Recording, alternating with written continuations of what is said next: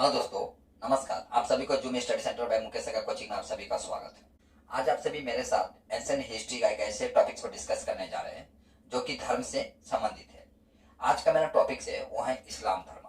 देखिए, इस्लाम धर्म से संबंधित आज मैं कुछ तथ्यों को आपके सम्मुख रखने का प्रयास करूंगा। तो ऑलरेडी मैं क्रिश्चियन धर्म, जैन धर्म, बौद्ध धर्म, शैव धर्म के ऊपर मैं सेशन कर चुका हूं। आज का मेरा टॉपिक है वो है इस्लाम धर्म, जिसमें हम आपको बताने वाला हूं कि इस्लाम धर्म का उद्गमन किस तरह होता है, इस्लाम धर्म का मूल उद्देश्य क्या है और इस्लाम धर्म को कितने भागों में बांटा गया है। तो देखिए, इस्लाम धर्म जो है विश्व में द्वितीय सबसे बड़ी धर्म है। यानी इस धर्म के मानने वाले जो लोग हैं इनकी संख्या जो है विश्व में द्वितीय स्थान रखता है। ऐसे देखा जाए तो विश्व भर में लगभग 180 करोड़ जो लोग हैं वो आपको इस्लाम धर्म को मानते हैं। और परसेंटेज में देखा जाए तो विश्व की जनसंख्या का लगभग 24% जो लोग हैं वो इस्लाम धर्म को मानते हैं। वहीं भारत में देखा जाए, भारत की जनसंख्या का लगभग 20% जो जनसंख्या है वो इस्लाम धर्म को मानती है। हालांकि हिंदू जो है 80% है। तो देखिए, इस्लाम धर्म जैसे कि आप जानते हैं कि कोई भी धर्म आरंभ होता है, यानी संस्थापक होते हैं उसका कोई ना कोई। तो इस्लाम धर्म के संस्थापक ऐसे देखा जाए, मूल रूप से देखा जाए, इस्लाम धर्म किस तरह से लोगों के सम्मुख आती है, तो ऐसा माना जाता है कि इस्लाम धर्म जो है, इस्लाम धर्म का उद्गमन अब्राहम से होता है। यानी अब्राहम से ही आपका इस्लाम धर्म और क्रिश्चियन धर्म का उद्गमन होता है। लेकिन हर धर्म के प्रचार प्रसार के लिए कोई मसीहा होते हैं या ईश्वर का दूत होते हैं। तो इस्लाम धर्म के प्रचार प्रसार के लिए यानी ईश्वर का दूत कह ले उन्हें, तो वो थे हजरत मोहम्मद साहब। ठीक है, कौन थे? हजरत मोहम्मद साहब।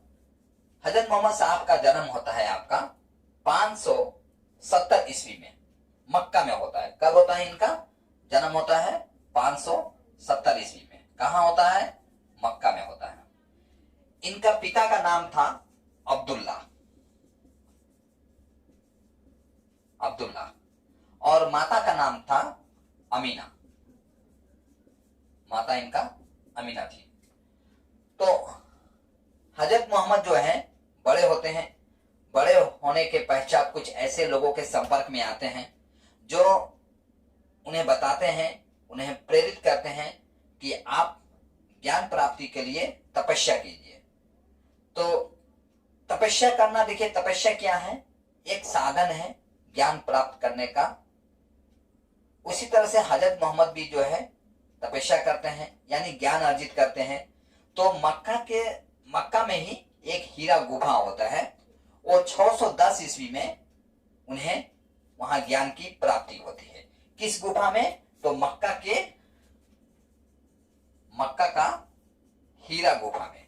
गुफा का नाम था हीरा गुफा। कब ज्ञान की प्राप्ति होता है इनको? 610 ईस्वी में। लेकिन जब इन्हें ज्ञान की प्राप्ति हो जाता है तो ये लोगों को प्रवचना देते हैं कि देखिए, इनके अपने हिसाब से ये बताते हैं कि ईश्वर जो है निराकार होते हैं, ईश्वर का कोई आकार नहीं होता है। लेकिन कुछ लोग इनके बातों से सहमत नहीं होते हैं। जब सहमत नहीं होते हैं तो लोग इनको पर नाराज हो जाते हैं, यानी इनके विचारों से सहमत नहीं होते हैं। इन्हें कहीं ना कहीं जो पहले से जो सिस्टम चलते आ रहा था उस सिस्टम का विरोधी मानते हैं और समाज में इनका आलोचना होना स्वाभाविक बात होता है तब के समय में, और इनका आलोचना होने लगता है। जब इनकी आलोचना होने लगता है तो ये क्या करते हैं? 24 सितंबर 622 ईस्वी में मक्का से मदीना चले जाते हैं। 24 अक्टूबर 622 ईस्वी में वो मक्का से कहां चले जाते हैं? मक्का से मदीना चले जाते हैं, जो कि मक्का से मदीना की जो दूरी देखा जाए आपका 200 किलोमीटर के आसपास है। ठीक है।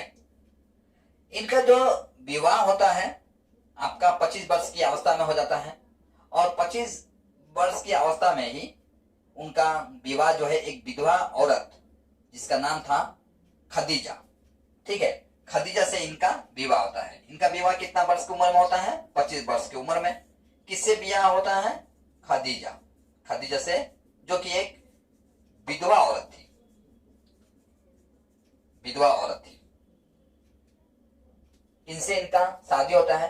माने ऐसा माना जाता है कि इनसे जो विवाह होता है, जब मोहम्मद हजरत साहब जो है, जब उन्हें ज्ञान की प्राप्ति हो जाता है तो लोगों को बताते हैं कि ईश्वर जो है निराकार है, यानी कोई आकार नहीं होता है।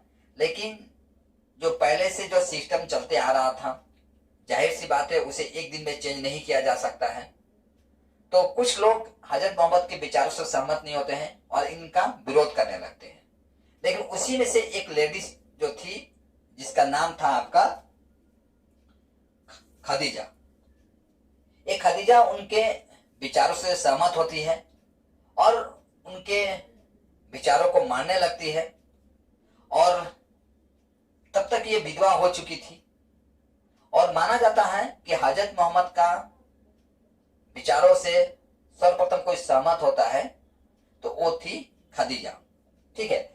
अंत में हजरत मोहम्मद इसी से विवाह भी कर लेते हैं। अब देखिए, विवाह करने के पश्चात इनका एक पुत्री भी होता है। पुत्री का नाम था फातिमा, ठीक है। परीक्षा में ये सब पूछा जा सकता है या नहीं जा सकता, मैं तो आज ये नहीं कहूंगा आपको, लेकिन जिस तरह से मैं अन्य धर्मों के बारे में बताने का प्रयास किया हूं, आज मैं इस्लाम धर्म का भी बारे में संक्षेप में बताने का प्रयास करूंगा। इनका पुत्री का नाम था आपका फातिमा, पुत्री थी आपका फातिमा। पुत्री का विवाह होता है। विवाह इनका किससे होता है? आपका अली हुसैन से। जो अली हुसैन जो थे, ये भी आपका हजरत मोहम्मद के विचारों से सहमत थे।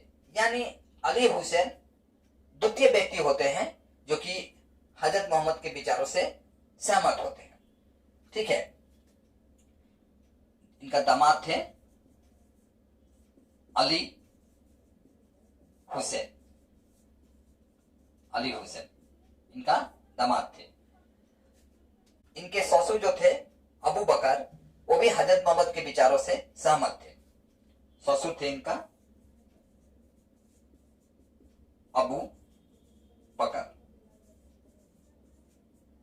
हजरत मोहम्मद के विचारों से वो सहमत थे। इनका जो पवित्र ग्रंथ है वो है कुरान। ये परीक्षा में पूछा जाता है। जैसे कि आप जानते हैं, सिख धर्म जो है, सिख धर्म का पवित्र ग्रंथ है गुरु ग्रंथ साहिब। बौद्ध धर्म का पवित्र ग्रंथ है जातक। क्रिश्चियन धर्म का पवित्र ग्रंथ है बाइबल। और इस्लाम धर्म का पवित्र ग्रंथ है कुरान। हिंदू धर्म का पवित्र ग्रंथ है गीता, ठीक है। तो परीक्षा में पूछा जाता है कि कुरान जो ग्रंथ है किस धर्म से संबंधित है। तो कुरान जो है आपका इस्लाम धर्म से संबंधित है, यानी होली बुक कहा जाता है इनको। इनका मृत्यु होता है आपका 8 जून 632 ईस्वी में। कहां होता है? मदीना में होता है, ठीक है। इनका मृत्यु होता है 8 जून 632 ईस्वी में मदीना में। यानी इनकी मृत शरीर को मदीना में दफनाया जाता है। यही कारण है कि इस्लाम धर्म में मदीना जो है अत्यंत पवित्र स्थान माना जाता है। यानी इस्लाम धर्म के जो अनुयायी होते हैं वो मदीना जाना एक तीर्थ यात्रा में जाने के समान मानते हैं। जिस तरह से अन्य धर्म के जो लोग हैं, जैसे बौद्ध धर्म के लोग हैं, बौद्ध गया में जाना चाहते हैं। आपका क्रिश्चियन धर्म के जो लोग हैं यरूशलेम में जाना चाहते हैं। हिंदू धर्म के जो लोग हैं मथुरा जाना चाहते हैं। उस तरह से जो इस्लाम धर्म के जो अनुयायी है वो आपका मदीना में जाना एक तीर्थ यात्रा में जाने के समान मानते हैं। देखिए, हजरत मोहम्मद के मृत्यु के पश्चात अब जो इस्लाम धर्म जो है वो दो भागों में बढ़ जाता है। ठीक है, यानी कह लिया जाए तो 8 जून 632 ईस्वी में जब हजरत मोहम्मद का देहांत हो जाता है, उस उनके देहांत के पश्चात आपका इस्लाम धर्म जो है दो भागों में बढ़ जाता है। एक भाग होता है सुन्नी और दूसरा भाग होता है शिया। ठीक है, तो हजरत मोहम्मद का देहांत होता है 8 जून 632 ईस्वी में होता है। इनका देहांत होता है 8 जून 632 ईस्वी में। इनके मृत्यु के पश्चात जो है आपका इस्लाम धर्म दो भागों में बांट जाता है, एक सुन्नी और दूसरा होता है शिया। तो देखिए, जो सुन्नी धर्म के अनुयायी हैं, यानी सुन्नी धर्म यानी इस्लाम धर्म का एक पार्ट है। तो इस्लाम धर्म में जो सुन्नी धर्म है ये कहीं ना कहीं हजरत मोहम्मद के विचारधारा से सहमत है, यानी हजरत मोहम्मद के विचारधारा को मानते हैं। तो इनकी जो संख्या देखा जाए इस्लामों में, इनकी संख्या देखा जाए तो कुल मिला के 90% है इनका सुन्नी का। ये किनके विचारधारा को मानते हैं?